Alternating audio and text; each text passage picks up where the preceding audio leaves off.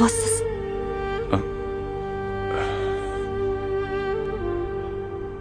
Zebo, yaxshimisiz? Yaxshi, rahmat. Sizga hammasini aytib beradigan vaqt keldi.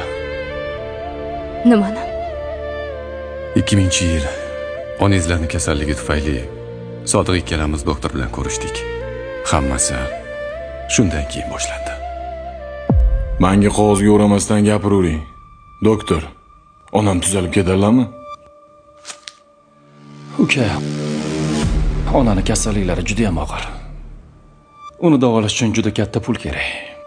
Shunda ham tuzalib ketishlariga kafolat yo'q. Doktor bilan suhbatdan keyin onaxon tuzalib ketishlari uchun pul qidirishni boshladik. Hech kim yordam bera olmadi. Do'stim ilojsizlikdan qiynalayotganiga shundoq qarab tura olmas edim. Onaxonni hayotini saqlab qolish uchun oxiri tavakkal qilib jinoyatga qo'l urdik. Lekin restorani katta edi, kamida 500 mingga sotgandir.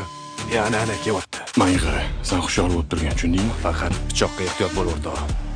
Bo'lsa, ertaga grefni dodasi mendan. Davay, o'rtoq, tezlash. Ovozingni chiqarma, o'ldiraman.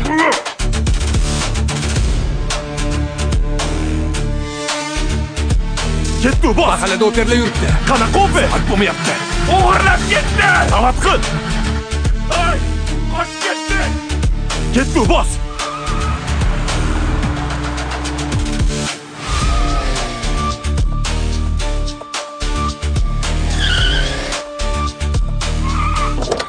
Sardor, sur! Afsuski, militsiya xodimlari bilan to'qnashib qoldik. O'ldiraman! To'xta, o'taman! Sodiq yaralandi. Menga sizlarni omonat qilib topshirib, qochishim kerakligini aytdi. Seni tashlab keta olmayman. Tushunyapsanmi? Tur o'rtoq. Menga qara, oilam senga omonat. Bor. Men do'stimni tashlab ketishga majbur bo'ldim. Sodiq 14 yilga kirib ketdi. Lekin meni sotmadi. Sodiq kirib ketgandan keyin sizlardan xabar ola olmadim.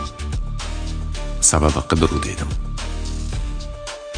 Asosiysi, do'stimga va'da berganimdek, doktor bilan ko'rishib davolanish uchun kerakli pulni yetkazdim. Rahmat. Sizga ishondim. Sizlardan xabar olib turish uchun kerakli odam yolladim. Assalomu alaykum, Sardor aka, tinchlikmi aka? Nima bo'ldi? Gapimni eshit. Labbay. Sodiq akangni eshitdingmi? Tiqib qo'yishdi. Va, yaxshi bo'lmabdi-yu, bekor bo'libdi. Men buni olasan-de. Sodiq akangning oilasida nima kamchilik bo'lsa, qarab turasan. Tushundingmi? Uka, cho'tga qarab turgin.